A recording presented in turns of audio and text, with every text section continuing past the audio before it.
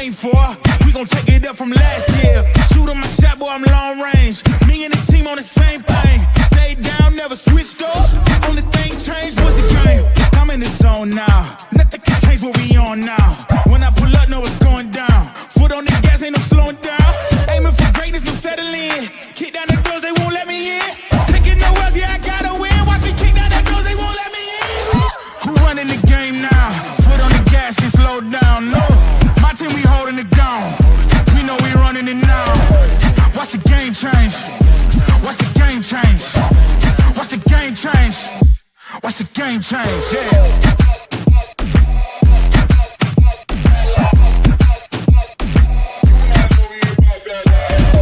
Watch the game change. Watch the game change. Watch the game change. Watch the game change. I do not gamble, but bet on me. Tell them that's like, yeah, it's still love it. I'm taking a shot for my enemies. I can't waste no more time on my energy. I know they know I got it on lock. Go against me, that's a long shot. Cause I'm counting wins all around the clock. Never doubt me, boy, I don't stop. Who do you feel when they make you the monster? I am not scared of none of you imposters. Taking the lead now while they watching. Think you should leave now while the option. Taking no L's, yeah, I gotta win. Watch me kick down the doors, they won't let me in. We're running the game now. Foot on the gas, can slow down, no. Let's fucking go. Let's go. Let's go. Y'all know how hype I am. Y'all know how hype I am. Now, true story here. I put my phone down. I'm sitting here watching some TV with my kids. Y'all probably hear me in the background. Honestly, I don't care. Winter, can you take that from her real quick? And I get the notifications popping up on my phone, talking about how happy I should be and things of that nature. I'm like, what the hell are people talking about? So I look, and lo and behold, I see the notification that we have all been waiting for, a resolution. I don't really care which side of the fence you're on, whether that was we should have re-signed Isaac Okoro or we should have just traded him, sign and trade, something of that nature. I can't fault you for any of that. But what I can say is I know we were all waiting for a resolution to this fucking thing, and I'm glad that we finally have it. The news reads from Adrian Wojnarowski, Woj, whoever you get your NBA info from. Restricted free agent Isaac Okoro has agreed on a 3-year, $38 million deal to stay with the Cavaliers. And I understand, just because Isaac has re-signed does not mean that he will be a part of the organization for the foreseeable future. But it gives him the opportunity to prove that he belongs. And it ends a contract negotiations that has played out all offseason. I am so glad that we got this done.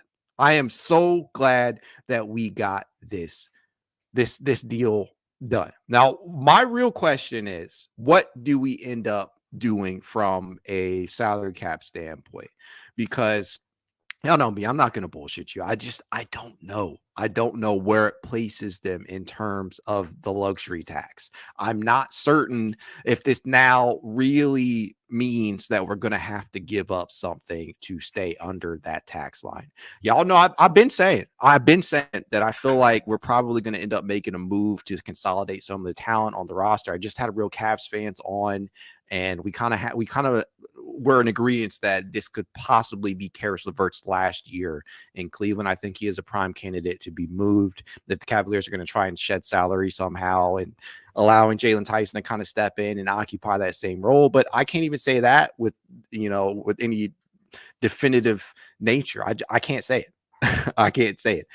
Real Cavs fans, speak the devil right here. Kobe must have been listening to our pod and decided to get a deal done as we predicted. Yes, I really hope so, man. I really hope so. Thanks for thanks for popping in here, man. I'm ecstatic about this. And again, as I said, I don't care what side of the fence that you are on in regards to this. I know that I can say with 100% certainty that we're all glad that this whole thing is just done. It's done. They got something in stone. A resolution has been come to, and Isaac Okoro is now the 14th man on the roster. I am assuming, and this is just an assumption, I'm assuming that Isaac Okoro is going to be the last person signed this offseason. I think we're going to end up leaving that 15th roster spot open. Now we technically have, I believe, 17 players on the active roster, including those two-ways. Darius, Garland, Donovan Mitchell, Max Strus, Evan Mobley, Jarrett Allen, Karis LeVert, George Niang, Dean Wade, Sam Merrill, Craig Porter Jr., Tristan Thompson. I feel like I'm leaving out Isaac Okoro, obviously, who's just been re-signed, Emoni Bates, Luke Travers, JT Thor.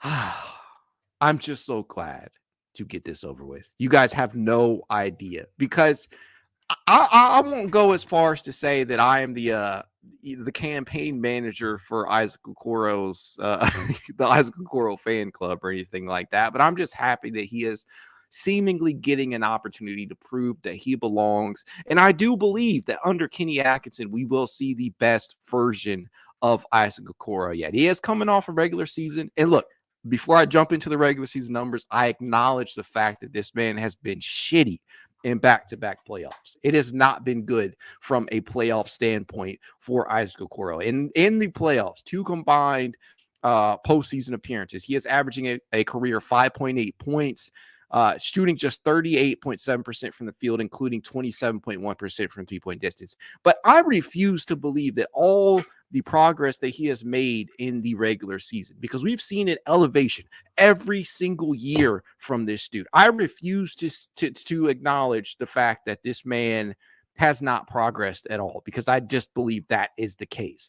Coming off what many should consider, I don't know if all of you guys out there do, but I consider last year his best season. 9.4 points, shot 49% from the field, and a career best 39.1% from three-point distance.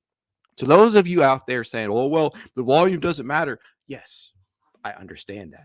I acknowledge that. I agree with you. But we have seen a consistent level of production increase from beyond the arc from Okoro. His career high in three-point attempts came during his rookie season, 3.2 attempts per game. He only made 0.9 threes that season, shot 29%. This past season, that volume, come on, Dana.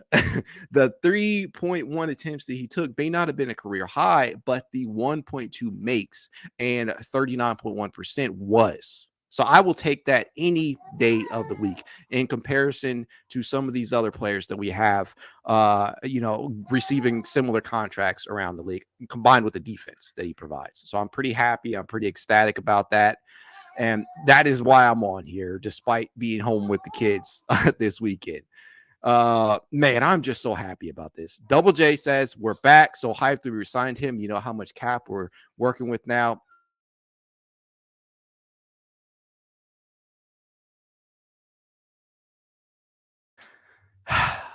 Yeah, HJ 17 Gaming says, not gonna lie, 12 million isn't bad for his production. Absolutely not. I never understood why people believe that a man, and I'm gonna say it, I don't care if y'all agree with me or not, does provide elite point of attack defense. I don't care if you believe that or not. It's graded highly. He is often forced to play up a position, rather, from a defensive standpoint, taking on some much taller players and still performing quite adequately, in my opinion. And so I'm just happy to have him back. And at the rate that we got him back, that is not bad at all. That is not bad at all in my book.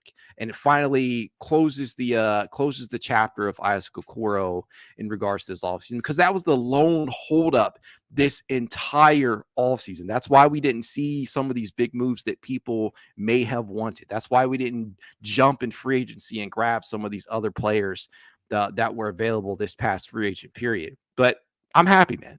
I'm happy. And what I would love to know from you guys is, do you think that this cements somebody else is going to be on the move? Do you feel like this is signaling the end for Karis LeVert's tenure in Cleveland, at least prior to the end of the 2024-25 season? Do you believe that is the case? Do you think we see somebody else be traded, whether that be Niang or Wade or Ty Jerome? I get on y'all all the time for forgetting Ty Jerome, and I just forgot him. I'm just so hyped, man. I'm just so hyped. And I know there's no structure or anything to this live, but frankly, I don't care. I'm just glad to have this whole thing done. I'm glad to finally have a resolution to this. And I think that we're good here. And even even if Isaac Okoro is rerouted whenever they are able to move him, I still feel that it was right. It was the right thing to do to at least give him that opportunity to prove that uh, that he belongs here with this roster and that he fits the timeline. Because that's one of the things that Real Caps fans and I talked about was, well, does Isaac Okoro's career progression, does his development timeline fit with the Cavs overall timeline? And I think we were both kind of in agreement that maybe not. Because although we've seen progression from him during the regular season, it hasn't panned out in back-to-back postseason. And so we were both kind of left wondering, well, does the development that we've seen, can we take the wait and see approach? Can we slowly let him get to the point where we can trust him in the playoffs? And we were both kind of feeling like we don't know. And this kind of cements it for me, at least for the 2024-25 season. It's not a guarantee that he'll be here past that. It's not even a guarantee that he'll be here when the trade deadline comes. Nothing is on the table because a lot of these players could end up moved. But at the end of the day, I'm glad that they are giving him the opportunity. And the number that he has given, I think that it works. It works. I got to pick my daughter up. Hold on, guys.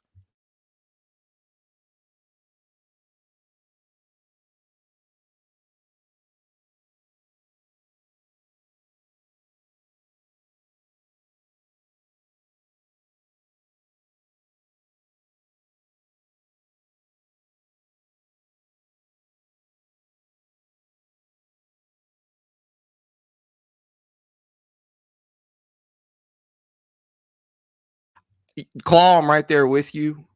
Says, I'm glad that this is finally over. You and me both, man. And you guys know how much patience I feel like I've tried to have for Isaac Okoro. I feel like I've tried to give him the benefit of the doubt, even when people have been ready to move on from him. And I found myself questioning at points like, is it time? Is it time to move on? Because the production has not come when we have needed it, and that is in the playoffs. And it's been bad, right? It's been hard to watch in back-to-back playoffs. But to me, I still think there's value there, and I love the idea of seeing what Kenny Atkinson can get out of him in a much quicker paced offense, and not just having him wait in the corners and to receive the ball. I think there's so much more that you can get out of Isaac Okoro from the offensive standpoint. And I get the number one thing for him is, well, the coach cannot make shots for him. Nobody can make shots for him.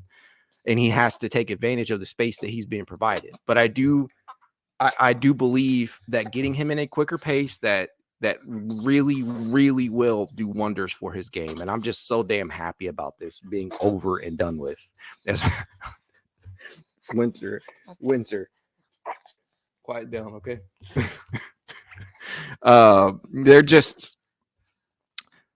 They're finally done with it. And I'm glad that we got this over with, man. I'm glad that we got this over with. 14 players on the active roster. I think that they will end up taking the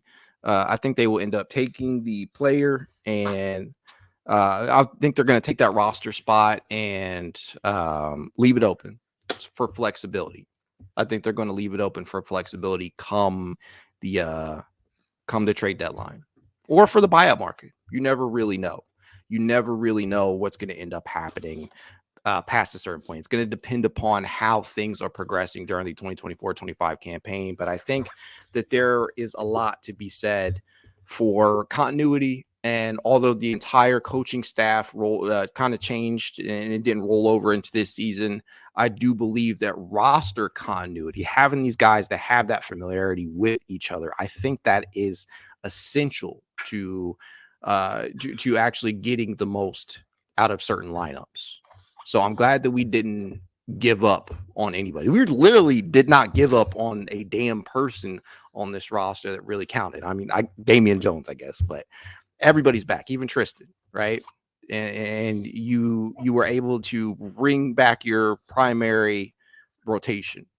All the core was resigned, or at least 3/4 of the core was resigned, and one was already under contract. Karis LeVert is still here. George Niang, I believe, will have a bounce back season under Kenny Atkinson. I think he'll get much, much closer to being that 40% shooter from 3-point distance that we've seen him be in numerous locations.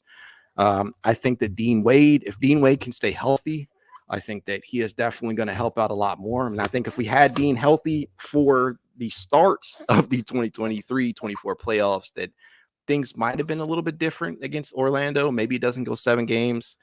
And then I think the big thing that we're waiting to see on, because obviously we're kind of rolling dice here with Evan Mobley and Jarrett Allen, hoping that they can stay healthy, because we didn't technically address the backup big position just yet.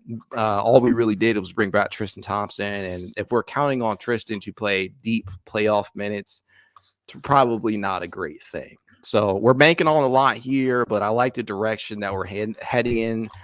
And I couldn't be any more happy about the fact that this has finally been resolved, man. Double J says, as long as him or Mobley becomes a respectable floor spacer, it'll be good enough to play them together. And I lean more towards both figuring it out, to be honest.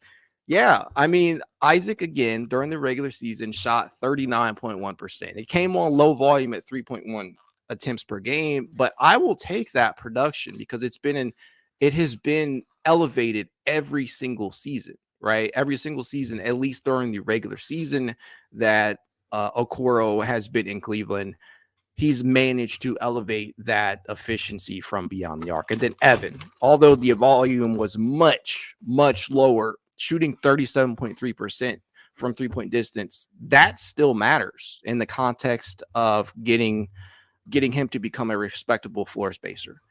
HJ17 says, I think people are going to be shocked how much better the offense is going to be next season with Kenny as the coach. I think they will too. And I think some of these assistants are definitely going to help. I'm a big fan of the Damari Carroll hiring. I think Johnny Bryant being Donovan's close personal friend and whatnot, and some of the interpersonal relationships of this coaching staff, I think that is definitely going to pay off. And I think simply just getting the pace elevated, right? Playing at a much quicker pace will give everybody more touches across the board. And it should open up the floor for players like Isaac, for players like Evan and Jarrett, who run the floor quite well and quite quickly.